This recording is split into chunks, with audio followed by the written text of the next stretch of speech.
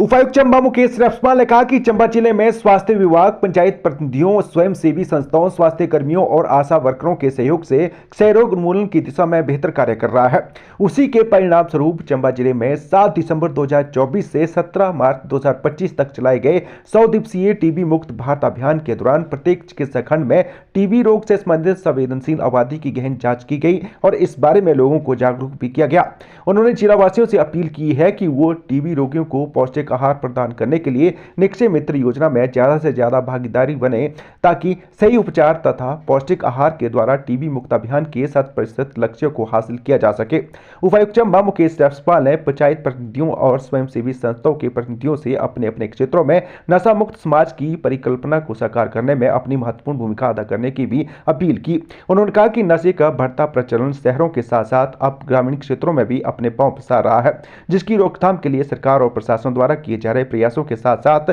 जनप्रतिनिधियों, स्वयंसेवी संस्थाओं और आम नागरिकों को भी अपना योगदान देना होगा। सबसे पहले तो मैं जितने भी हमारे यहाँ के प्रधान, उप प्रधान और पंचायत के प्रतिनिधि हैं, इन सबको बहुत बहुत शुभकामनाएं और बहुत बहुत बधाई देता हूँ। आप ही हमारा एक जरिया है जिसके माध्यम से हम ये इंश्योर कर पाएंगे कि टीबी मुक्त हिमाचल में टीबी मुक्त चंबा जो है वो अपना एक सफल योगदान दे सके। साथ ही में हमारे जितने भी हेल्थ डिपार्टमेंट के ऑफिशियल्स हैं, चंबा में हेल्थ डिपार्टमेंट के ऊपर जितनी स्ट्रेस है उतना मुझे लगता है कि शायद ही किसी और जिले में हो। यहाँ की भौगोलिक परिस्थितियाँ बहुत चैलेंजिंग है, हमारे पास स्टाफ को लेके बहुत सारी समस्याएं हैं, हमारे पास इंफ्रास्ट्रक्चर को लेके बहुत सारी समस्याएं हैं,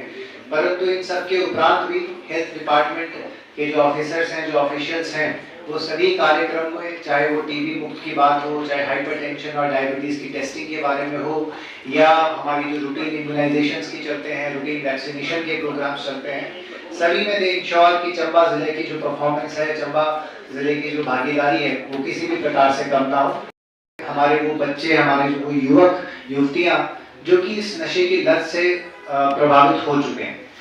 इसके साथ भी सेम टीबी प्रकार की प्रॉब्लम है कि हम लोग बताने में झिझकते हैं, बताना नहीं चाहते। हमें लगता है कि समाज के सामने हमारी नाक कटेगी, लोग क्या बोलेंगे, पड़ोसी क्या बोलेंगे, रिश्तेदार क्या बोलेंगे, परंतु पुनः वापस छुपा के आप ये सुनिश्चित कर रहे हैं कि अगर आपके बच्चे की कोई बचने की उम्मीद है, उसको भी आप लोग समाप्त कर देते हैं। चिट्टा बाकी नशों से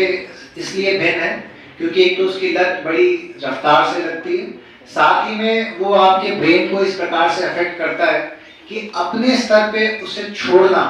किसी भी नॉर्मल व्यक्ति के लिए मुमकिन नहीं है। आपको मेडिकल हेल्प चाहिए, आपको मेडिकल असिस्टेंस चाहिए, आपको प्रॉपर दवाइयाँ उसके लिए लगानी पड़ेंगी, आपको ऐसे माहौल में रखना पड़ेगा जहाँ पे किसी भी प्रलोभन से आपको बचाया जा सके। घर पे रह के, कमरे में बंद करके, किसी बाबा के पास ले जाके ऐसी लतों का इलाज नहीं हो सकता। इसीलिए ड्रग डी एडिक्शन सेंटर जो है वो चलते हैं, क्योंकि वहीं पर स्पेशलिस्ट मेडिकल केयर के साथ ही ऐसे बच्चों को, ऐसे बच्चियों को बचाया जा सकता है। और उसका जो पहला स्टेज है, जो पहला पार्ट है, वो है कि हम ऐसे बच्चों को आइडेंटिफाई करें और हमें आपको ये सुनिश्चित करते हैं कि अगर इस प्रकार का कोई केस आप हमारे पास लाते हैं, सीएमओ साहब के पास लाते हैं, तो हमारी तरफ से प्राथमिकता पे इंश्योर ये किया जाएगा कि पहले हम उस बच्चे को उस